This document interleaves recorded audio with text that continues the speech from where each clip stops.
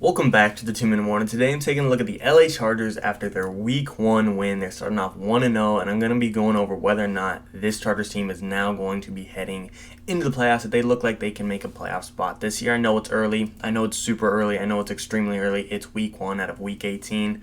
But I'm just finding an excuse to talk some football. Who doesn't love to talk some LA Chargers? So I'm going to go in depth and just give a couple brief takes, a couple thoughts of what I thought about this game and their upcoming schedule, of whether or not Justin Herbert can lead this team into the postseason. But like I said, coming out the W Week 1, 20-16 over the Washington football team. I kind of did an in-depth video on that. If you want to go check that out, I will leave a link below. But just a couple brief takeaways. Washington's defense looked good, but the Chargers looked better. They overcame a lot of things in this game. Herbert looked sharp. Keenan Allen, Mike Williams, they really did look well. There were a couple drops amongst the receivers, amongst everyone. There wasn't just one guy to blame specifically, in my opinion.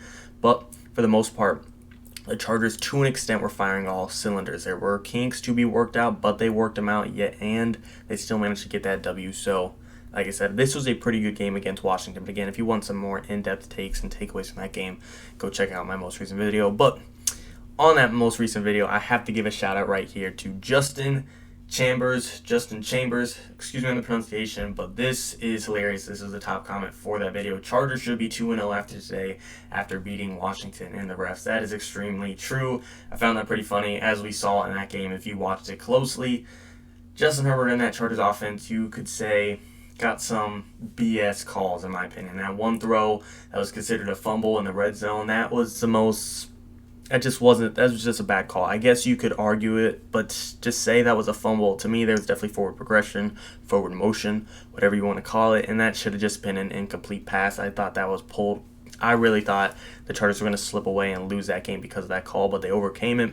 Another call, Joey Bosa got called for roughing the passer late in the game, and I just thought that was a bad call as well. He was mid-air, just diving towards the quarterback. He still had the ball in his hands as he was already mid-air, and then he unfortunately hit below the waist, below the knee, right around that ankle-knee area, and it got called roughing the passer, but really was a clean play in my opinion.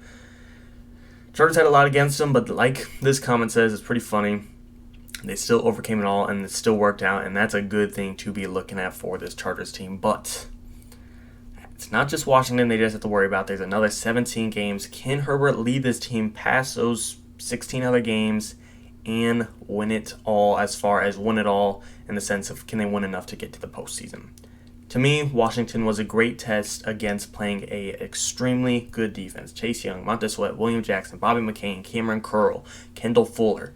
They looked pretty good. And you could say, well, Chargers should have lost because Fitzpatrick got out. To me, Taylor Heinicke was pretty efficient. He was 11 for 15.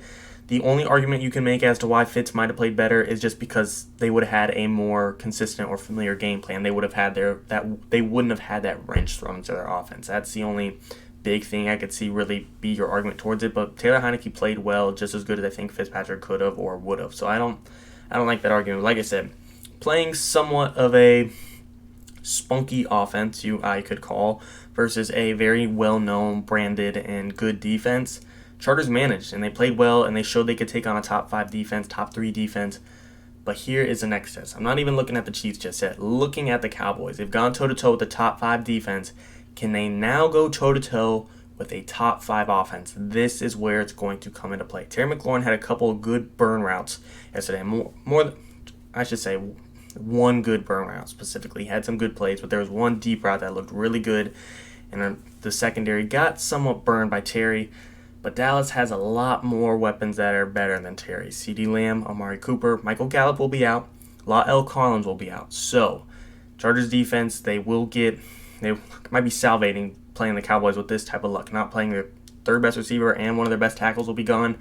Joey Bosa and Derwin James is going to be loving that. But still, you cannot count out Dak Prescott, who throws for 400 yards a game, with Amari Cooper and CeeDee Lamb, 2 guys that are on the come up to both be top 15 receivers. Amari's are probably already there, but still, CeeDee's on the come up. Zeke's looking to bounce back, and we saw Washington run the ball very well up the gut against the Chargers. They could not stop the run very well. And Ezekiel Elliott, if he's looking for a bounce back game, a bounce back year, the Chargers could be a team to kick it off. And I believe in this Chargers team, but they need to stop the run 100% if they want to have a chance of making the postseason. But Dallas is a serious test. I love Washington, they were a great test against this O-line, a great test against Herbert under pressure, a great test against our receivers, great test against everything. But there's more tests to be said, and Dallas is going to be the exact opposite of what Washington's bringing. A defense that is going to let Herbert drive down the field and get the 3-4 touchdowns that he deserves. They're going to let him get the 350 yards and 400 yards in this game.